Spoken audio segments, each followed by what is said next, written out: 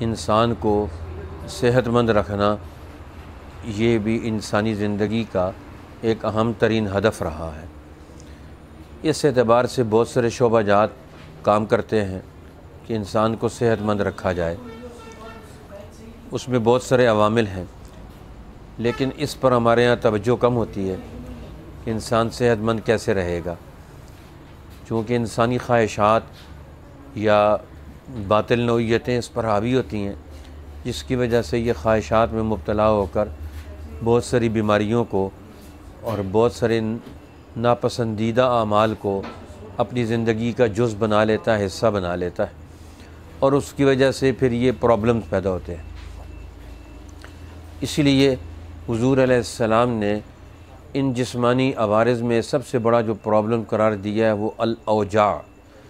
کہ ایسے درد پیدا ہوں گے لم تکن فی اسلافہم، جو ان کے پہلے لوگوں میں نہیں ہوں گے۔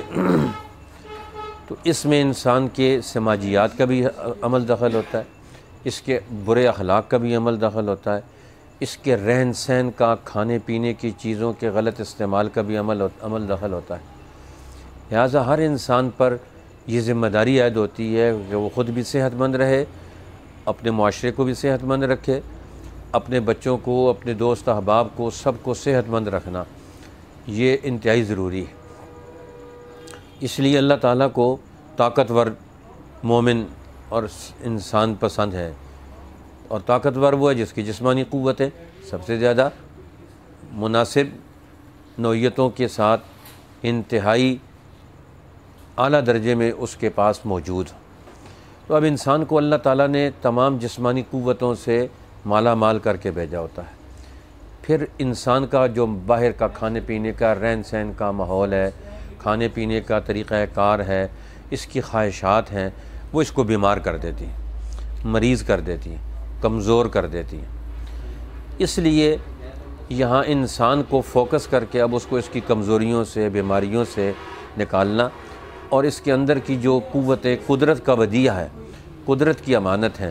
ان کی حفاظت کرنا یہ ایک بہت بڑی ذمہ داری ہے۔ الحمدللہ دین نے ہمیں یہ ذمہ داریاں سمجھائی ہیں، اس لیے حضور نے فرمایا دین کا علم دو حصوں پر مشتمل ہے۔ العلم علمان، علم الادیان و علم الابدان۔ ایک علم دین کا ہے جس سے انسان کی روحانی، اخلاقی، اجتماعی ہر قسم کی ترقی وابستہ ہے، اور دوسرا علم الابدان ہے، علم طب ہے، جس کی وجہ سے انسان کے جسم کو صحت مند رکھنا، اس پر عارض ہونے والی، وارد ہونے والی بیماریوں کا محتاط طریقہ کار کے مطابق اس کا علاج اور اس کی ترتیب، اس کا پرہیز اور اس کا شعور اور اس کے آداب اور اس کا پورا طریقہ کار وضع کرنا۔ کچھ اس میں اسلام نے اصول بنیادی طور پر دیے، کچھ احادیث میں اس کی وضاحت موجود ہے، کچھ اسلامی دور کے تمام تجربات، اہل علم کے، اہل عقل کے، اطباء کے، حکماء کے اور ماہرین نفسیات کے، ماہرین اجساد، جسم کے، غذاؤں کے ماہرین، مختلف لوگوں نے اس پر تجربات کیے، وہ امت کے پاس امانت ہے۔ لیکن شرط یہ ہے کہ آج ہمارے ہاں ان کو انسانوں کی زندگی کا حصہ بنایا جائے، ان کے عقل و شعور کا حصہ بنایا جائے۔ الحمدللہ ہمارا خاندان عرصہ دراز سے کئی سو سال سے مسلسل دینی اور طبی خدمات سر انجام دے رہا ہے۔ ہمارے والد گرامی حضرت مولانا قاضی شمس الدین صاحب قریشی رحمۃ اللہ علیہ، اور ہمارے بھائی ماشاءاللہ، اور یہ پورا ہمارا طبی اور دینی سلسلہ جاری ہے۔ یہ القریش ہربل دواخانہ، جی ٹی روڈ، واہ کینٹ، صابری گلی سٹاپ پر عرصہ دراز سے یہاں انسانی زندگی اور اس کے صحت کے حوالے سے اپنی ڈیوٹی اور فرائض سر انجام دے رہا ہے، جس میں بچے، عورتیں، بوڑھے، جوان، مرد ہر قسم کی بیماریوں کے حوالے سے یہاں رہنمائی لیتے ہیں۔ الحمدللہ بے شمار قسم کے لا علاج بیماریاں، جو مایوس مریض تھے، اللہ تعالیٰ نے ان کو صحت عطا فرمائی اور ان کو عافیت نصیب فرمائی۔ تو ہمارا اصول علاج یہی ہے کہ علم طب کی بنیاد پر جو ہمارا ہزاروں سال کے تجربات اور جن تجربات نے اپنا لوہا منوایا ہے، اس علم کو بنیاد بنایا جائے، انسانوں کو نئے سے نئے ایسے تجربات سے نہ گزارا جائے، بلکہ تجربہ شدہ جو ہمارے اصول ہیں ان کو بھی، اور جدید تحقیقات جو اس سلسلے میں ہو رہی ہیں ان کو عقل و شعور اور جو ہمارا بنیادی اصول ہے، علم ہے، پہلے سے طے شدہ تجربات کے اصول ہیں، ان پر ان کو پرکھا جائے، جدید دور کو اور ہمارے تاریخی جو محنتیں ہیں ان کو جوڑ کر آج کے دور میں انسانوں کو جس چیز کی ضرورت ہے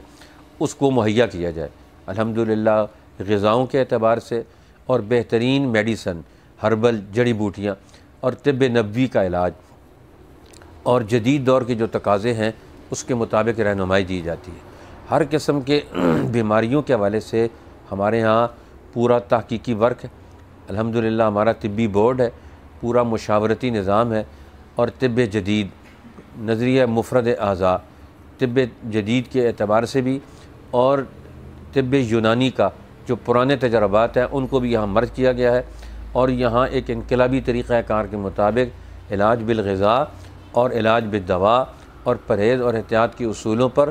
مختلف امور پر رہنمائی دی جاتی ہے۔ الحمدللہ یہ سلسلہ جاری ہے، بہت سارے لوگوں کو اللہ تعالیٰ نے شفا دی ہے مختلف امراض میں۔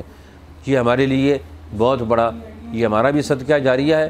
اور یہ ان علوم کی حفاظت کا بھی ایک طریقہ کار ہے۔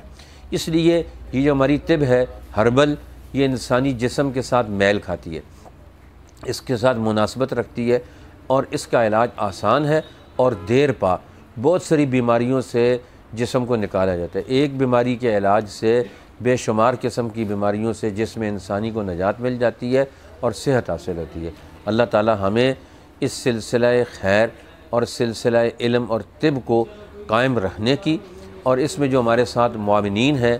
بہت سارے ہمارے دوست احباب جو مختلف کاموں میں ہمارے ساتھ شرکت کرتے ہیں، ہمارا ہاتھ بڑھاتے ہیں اور ہمارے ساتھ تعاون کرتے ہیں، ہم سب دوست احباب کے مشکور ہیں کہ یہ سلسلہ خیر، یہ صدقہ جاریہ ہو پوری امت کا، انسانیت کا، اور ہم ہر درد کا اور دکھ کا علاج کر کے ہر انسان کو سکون اور اطمینان میسر کرنے کے اہل بن جائیں۔